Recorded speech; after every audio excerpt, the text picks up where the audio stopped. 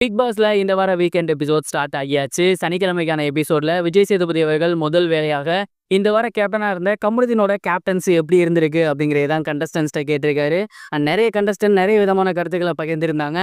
குறிப்பா சொல்லணும் அப்படின்னா எல்லாருமே ஒரே விஷயத்த காமனா சொல்லியிருந்தாங்க. அது என்னன்னா ஃபாரூட விஷயத்துல அவர் ரொம்ப ரொம்ப கவனக்குறைவா இருந்தாரு அப்படிங்கிறது.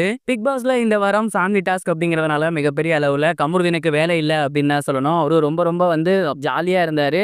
அண்ட் மிகப்பெரிய அளவுல அவருக்கு ப்ரெஷர் அப்படிங்கிறதும் கிடையாது. ஃபேமிலிஸ் வந்தாங்க. நாங்களும் அதுக்கு தகுந்த மாரியே இருந்தோம். அதனால அவரு தப்பிச்சிட்டாரு. ஆனாலுமே பாரு சாப்பிட்டுட்டு தட்ட கழுவாம இருந்தாங்க. அத நாங்க 2, 3 டைம் அவருக்கு அட்ரஸ் பண்ணியிருந்தோம்.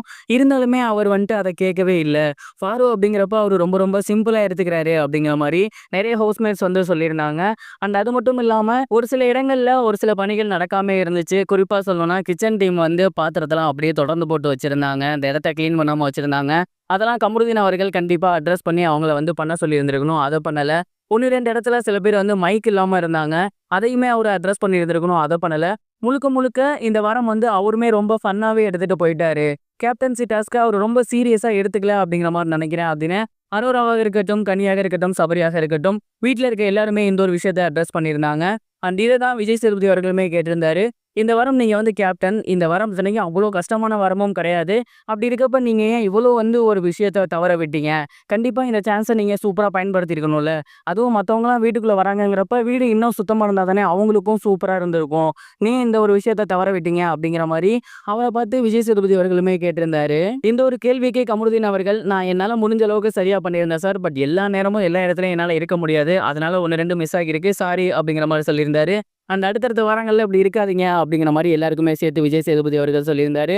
அண்ட் இது ரொம்ப ரொம்ப முக்கியமா சாட்டர்டே எபிசோட்ல டிஸ்கஸ் பண்ணப்பட்டிருந்திருக்கு. அண்ட் இத தாண்டி இன்னொரு விஷயம் சோசியல் மீடியால பயங்கர வைரலா போகுது. அது என்ன அப்படின்னா, இந்த வார எலிமினேஷன் யாரு அப்படிங்கிறது. எப்போதுமே வெள்ளிக்கிழமை காலையில போடுற பாட்ட வச்சு யார் எலிமினேட் ஆவாங்க அப்படிங்கிறத நம்ம கண்டுபிடிப்போம்.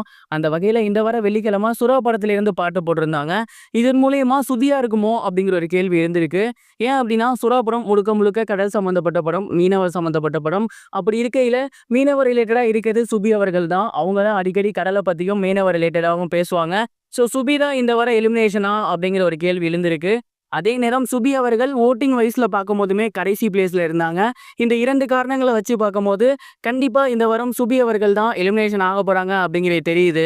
சமீப காலமாவே பிக் பாஸ்ல சிங்கிள் விஷன் அப்படிங்கிறது ரேரா தான் நடந்துகிட்டு இருக்கு. கடந்த 3 வாரங்களா பார்த்தீங்கன்னா டபுள் விஷன் அப்படிங்கிறது அடிக்கடி நடந்துட்டு இருக்கு. அண்ட் இன்னும் ஒரு 3 வாரம் தான் இருக்கு. அந்த ஒரு காரணத்தினால கண்டிப்பா இந்த வாரம் டபுள் விஷன் இருக்கும் அப்படிங்கிற மாதிரி நான் நினைக்கிறேன். ஒருவேளை டபுள் விஷனா இருந்தா அது அமித்தாக இருக்கும் அப்படின்னு நான் நினைக்கிறேன். நீங்க இதை பத்தி என்ன நினைக்கிறீங்க? மறக்காம கமெண்ட் பாக்ஸ்ல ஷேர் பண்ணுங்க.